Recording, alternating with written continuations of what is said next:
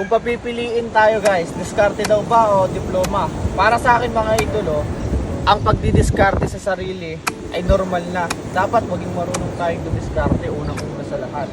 Kasi sabi nila marami daw ang nagka-diploma pero hindi naman daw nakakapagtrabaho at hindi naman daw ginagamit. Yun yung mga taong walang diskarte sa sarili. Pero yung mga nabubuhay sa diskarte na marangal, mas ayos yun.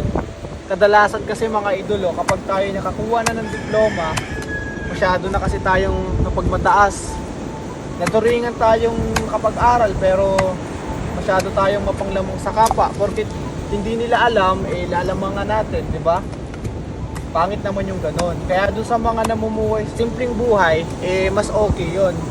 Bata natin, sa paaralan tayo dumidiretso. Problema nga lang, minsan kapos tayo sa pera, kaya napapadiskarte na lang tayo kasi hindi naman natin kayang pag-aralan yung sarili natin.